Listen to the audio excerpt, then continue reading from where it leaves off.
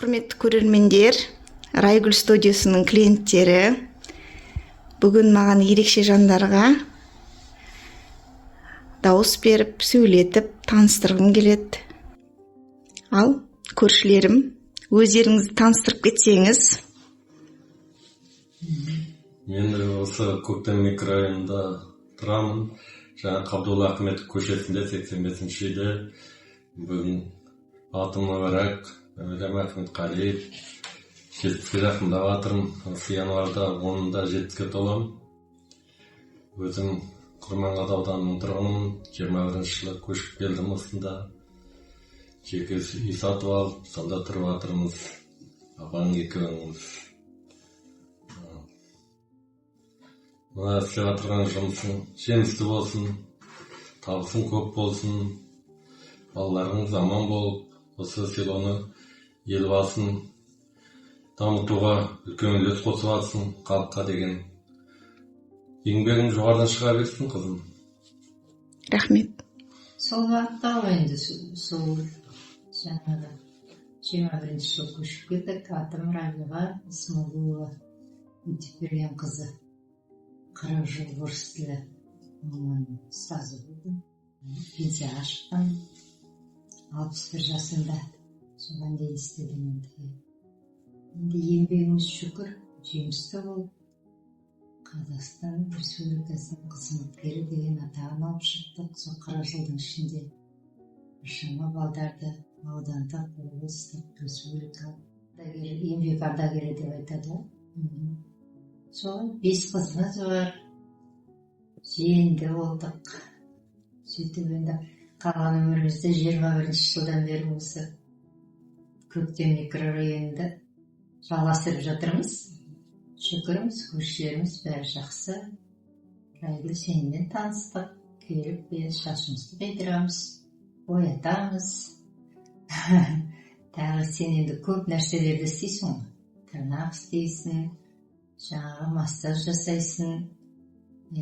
Барлық түрін істеп жатсың енді. Балалардың, үлкендердің бәрін шашын қиясың. Жемісті болсын еңбегің. Аман жүр. Адамға бір жаңағы әдетті өзің аман-сау, дұрыс, ашық, сондай баласын өзің ниетіңе енді Алла тағалам саған еселеп берсін бәрі. Рахмет. Еңбегің зая кетпесін. Мына екеуіңді жақсы азамат етіп өсір. Тәртіпті етіп, самое главное адамгершіліктері мол, мықты, денсаулықтары жақсы, елдің көркі болып өсетін азамат балалар болсын, сен қуантады. Сен бақыттана ғой. Рахмет көп. Жақсы. Жаңағы орысша айтқанда успешный дейді ғой. Успешный бизнесмен бол. Бизнесің өрмелей берсін енді. Жоғары биіктен көр. Өмір. Сізге осы өмірде қуанышта болды, ауыр кезеңдерде болды.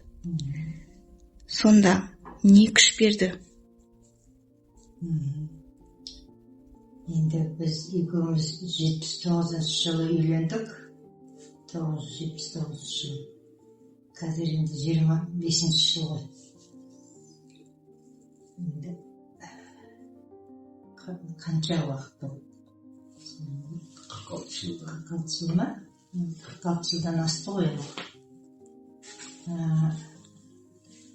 Өмір деген енді өзі қызық нәрсе ғой. Бірде қуанасың, бірде ренжисің. Сол бала кезімізден енді мен негізі ерте қалдым анамнан 8 жасында. Кіші інім 5 жасында алып. Әкеміз бізді ешқандай жаңағы жетімшіліктен жоқ. Қалып 11 баласынан 5 бала қалған ғой, бәрі қайтқан.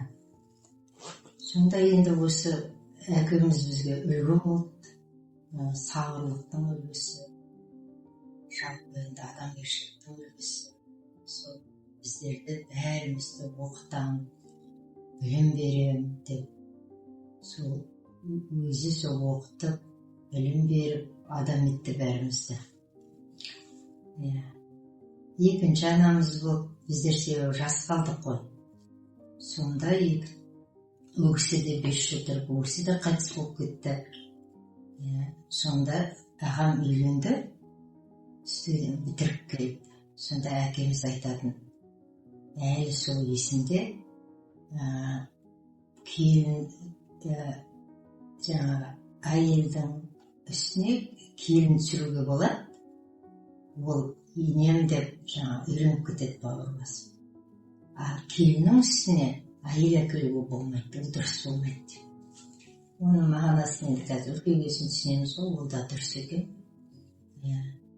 Сол немерелерін бағып өсірді ол кісі. Біздер енді бәріміз жөн-жөнекейге енді үйлендік, қыздар тұрмысқа кетті. Әрқайсымыз өз жанұямыз болып. Сонда жаңағы біздер не нәрсе болса да үйге білдіртпеуге, үйге айтпауға тырысатын едік. Себебі әкемізді ренжіткіміз келмейді. Ой, анау кісінің баласы сондай болыпты деген ат ол бізге ұят көрінеді. Біздің тәрбиеміз солай болған болар кезінде. Мен тұрмысқа келгенде мына кісі 5 баланың үлкені, ата-анасы малда, соң өзінен кейінгі 2 қарындасы, 2 інісі біздің қолымызда тұрып 12 жыл. Бұлар да әрқайсысы біз 5 бала болдық. Сол ойлап, адам қалай енді өмірде сыйластық. Ең таптырмайтын нәрсе ол сыйластық, бірін-бірі сыйлау, сол барған жерің өсін, қызы өсін, соларды сыйлау, кісілерді сыйлау, солардың бабын табу деген сияқты. Сол өмірдің сынақтарының бәрінен өттік қой енді. Ата-анамыз енді, жаңағы ата-енеміз ғой енді, олар да өмірден өтті.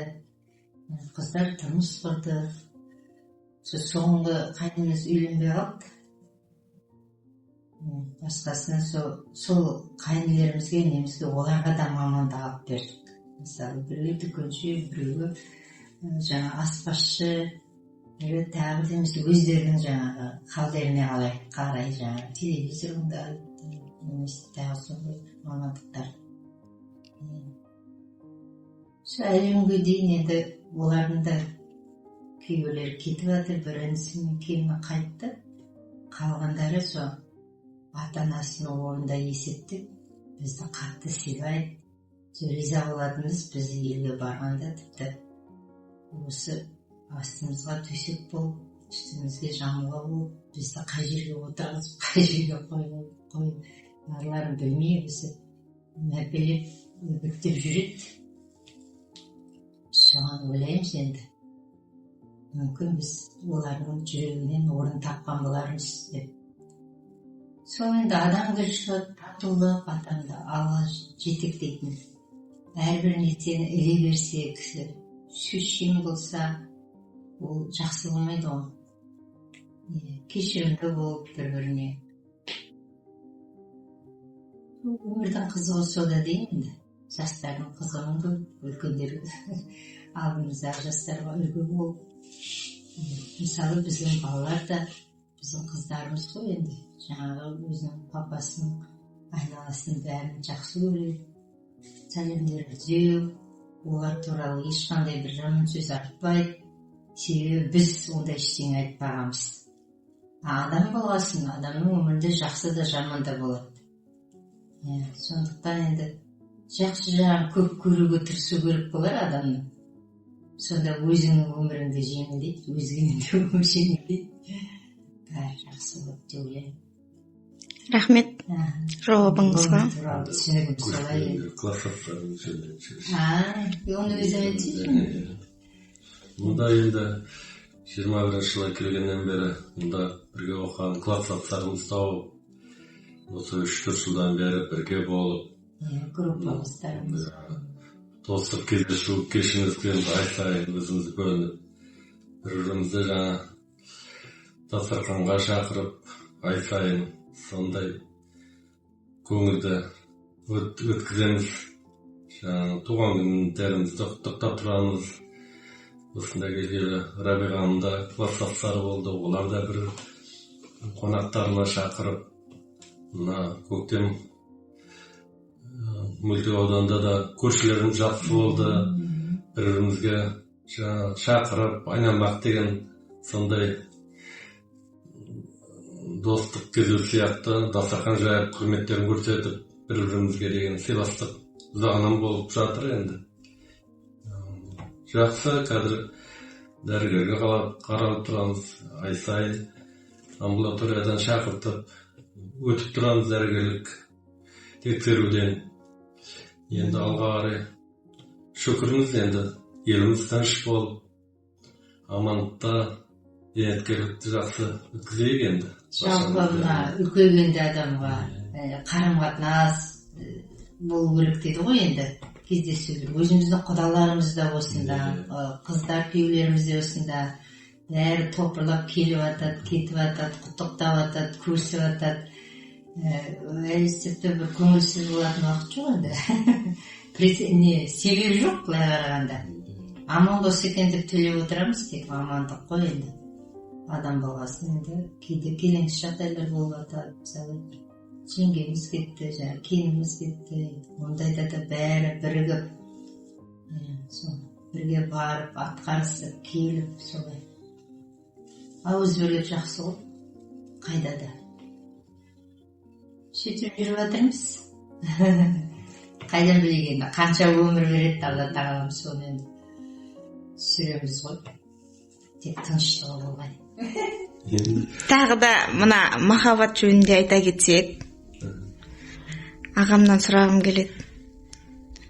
Рабиға апамды көрген сәтте ең бірінші сезім қандай болды? Не ойладыңыз?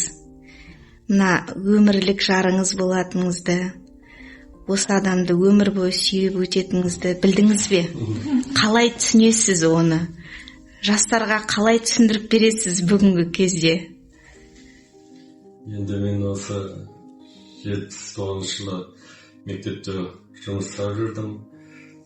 Райғада институт бітіріп келгесін Қызылова дейтін селода тұрды, Құрманғатаудан. Сонда орыс тілі маманы болды. Өзім мама папалар осында Катаев деген селоға қолдарына алды. Содан сол жерде детсадтың заведующий болды. Сонда істеп жүріп, сол кезде танысып апаңмен мен өзім ойлағаным, оқытушы адамды алғаным, орыс тілі маманы жақсы көрдім, орысша үйренуді. Орысшаны үйренгенде мен өзім Германияда служба етіп келдім. Жақсы не ғой Германия дейтін. Мектепте орыс тілінен қорлық көрдім дейді. Сондай арманым болды. Арманым орындалып, үйлендік 79 жылы. Содан мен өзімде сурет салу, басқа да жұмыстармен оформление ол кезде дейтін бәрін қолдан жасайтын ғой қазір. Соның бәрін қолдан жасап, оформление жасап, детсадтардың жұмысты мағынан қалған сияқты. Бірге қосылып, енді содан 5 қыз өмірге келді. Қыздарымды оқыдық, бәрі де жоғары білім алып бердік. Алтын белгімен бітірді ең кіші қызым. Сол Астанадан бітіріп келіп, соның 5-еуінде тұрмысқа беріп, Атырау қаласының ішінде құдағайлы болып жүрміз. Өзім енді апаңды жақсы көреміз, енді жақсы сыйлайып, бірге тұрып жатырмыз енді. Бәріміз де енді мектеп саласында жұмыс жасағасын. Бірге жақсы болған жақсы көреміз ғой. Бір қызым да оқытушы, басқалар енді экономист, сондай. Ол кездегі мамандық сондай болды ғой. Соны бітіріп шықты. Қазір өздерінің тиісті жұмыстарын атқарып жатыр. Осы ай сайын осында келгенде туған күнімізге келіп құттықтап жатады. Екеумізді балалардың қасымызда болған жақсы ғой енді. Апам екеумізді жайлап жүріп жатырмыз осы ауылда. Бәрі сыйлайды, сәлемін береді. Осындай сіздермен де танысып жатырмыз мына. Ең бірінші танысқанда бір бөлек өтекте болдың. Онда шаш қидырып келгенде таныстық. Содан бері енді мына үйдің өзің шаруашылық ашып жатсың. Осы өнерің жағынан болсын. шаш қию, жаңағы басқа да дизайн, жаңағы сурет салуға да күшті екенсің, мына жерде көріп тұрмын. Бөлменің іші да күшті. Өзің салдым деп қояды. Өнерің істей берсін енді. Осы өтіп жатырған балаларымыздың қызығын көріңіз. Осындай үлкен ана болып жүре бер, көршілердің жағынан болсын. Рахмет көп. Бүгінге соңғы сауалым, апа.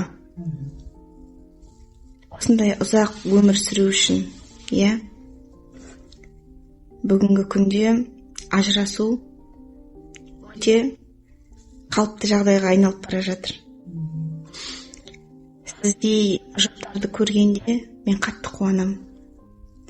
Осындай жұптарымыз көп болсын деп, отбасымыз сақталып қалу үшін әйел адамның даналығы қандай болу керек? Не істеу керек? Төзімділік деп айтамыз. Төзімділік, сыйластық дейміз. Мысалы, біреу сөйлегенде біреу басылып қалу, біреу сөйлегенде біреу ер адам әсіресе бір әйел адам ұқсап сөзді жалғастыра бермейді, жайлап шығып кетсе, сосын кісінің ашуы басылғанда кіріп қойса, ештеңе болмағандай. Сондай бір өздері бір ереже үйде ойлап табу керек қой. Енді ол мысалы екі жақтан да болады ғой келіспеу, бір жағы емес. Кейде мына ер азаматтар көп ішкілікке түседі, темекі тартады, наркоман болады, жаңағы құмар ойын ойнайды. Сондай бір сондай бір шыдамайтындай адам, қиналатындай заттарға кездеспесе, басқа қиындықтың бәрін жеңуге болады ғой. Келісуге де болады, жеңуге де болады. Сосын енді көбіне ата-ана, әйел адам балалар үшін тоқталады. Балдарды жетіп етпеу үшін, әкесіз өсірмеу үшін көбіне енді әйел адам ол күш салатын. Енді ер адам даладан табатын, ақшасын әкелетін, жаңағы асыраушы ретінде. Ең жақсы енді бір-біріне көмекші болып, бір-біріне қолғабыс етіп жүрген жақсы ғой. Оны балалар да көріп өседі мысалы. Олар да өскенде көргенін істейді. Әркімнің тағдыры әртүрлі. Мынау айырып кетті, ол жаман екен, мынау айырып кетті, ол жаман екен деп айта алмаймыз. Оны әркім өзі біледі. Әркімнің сыры өзінде ғой енді. Біреу төзеді, біреу төзе алмайды. Енді ертедегі адамдар тіпті ұрса да, соқса да, жаңағы кәдімгі айтатын еді, анау пәленше аттың құйрығына байлап сүйреді әйелді. Сонда да ажыраспайды. Білмеймін енді ол кезде бірақ қазір өмір өзгерді. Қазір енді ондай неге үкімет те жалпы әрбір адам да ондай қорлыққа көнбейді ғой өсімінде. Қорлыққа көнбейді. Біреуді біреу қорлауға ешқандай қақысы жоқ. Ұнамай ма, ұнамайтынын айтып, бір-бірін тәрбиелеп, енді жанұя болғасын, соны берік ұстап қалуға екеуі де жұмыстану керек. Екеуі жұмыстанбаса, ол бір жақ жұмыстанғаннан пайда жоқ. Екеуі де бала жағаны ойлау керек. Екеуі де сол семьяны, жанұяны берік ұстауға жұмыс жасау керек. Ол болмады ма, қазір көбі ақша таппаса, машинасы болмаса, үйі болмаса, все уже ол адам емес. Бірақ ойлану керек. Бала өскенде бала кетеді үйленіп, қыз кетеді тұрмыс құрып, үлкейген кезде бәрібір ерлі-зайыпты адамдар бір-біріне қажет болады. Бұл адам может жас кезінде қадірін білмеуі мүмкін, үлкейгенде мүмкін. Бұл көмекші болады, ауырсаң қасыңда жүреді, бір-біріне. Әйел адамда солай. Сен үлкейгенде адам жаңағы әйеліне айтқан ер азаматтың айтқан сөздерді баласына или қызына айта алмайды. Олар оны көтермеуі мүмкін. Соны енді ол айтамыз ғой біздер. Өзіміздің жасымыздың биіктігінен қарап айтамыз. Көп нәрсені көргесін, айналаны көргесін. Бірақ енді былай қарағанда барлық адамда сол үлкейгенде келеді ғой ақыл жайлап. Немен тәжірибемен келеді ғой. Жас кезінде адам көп қателеседі. Сол қателіктің кесірінен ажырасып кетіп жатады. Біреу мысалы сенің әке шешеңмен тұрмаймын дейді. Сондай бір бөлек тұрам дейтін әңгімемен үйлеспей қалады. Біреу мысалы бай семьядан болады, біреу кішкене жағдайы төмендеу семьядан болады. Оны да бір-бірінің бетіне басып, сондайда келіспеушілік болады. Пікірімізді айтып жатқанымыз сол. Рахмет көп. Бүгін уақыт бөліп, жолдан қалып, апама қолдау болып. Негізі бұндай интервью көп бермейміз, енді біз ұстап алдық. Рахмет, жалғасы болады деген ойдамын. Әлі кездесіп тұрайық. Сыйластықта кездесейік, жақсылықта кездесейік. Көрермендерімізге ұнайды деген ойдамын. Мүмкін сауалдарын қойып қалар. Сіздей жандар өте аз. Мен сіздерді қатты бағалаймын. Әр ай, әр күн мені таңдап маған келгендеріңіз үшін көп рахмет. Сау болыңыздар. Сау болыңыздар.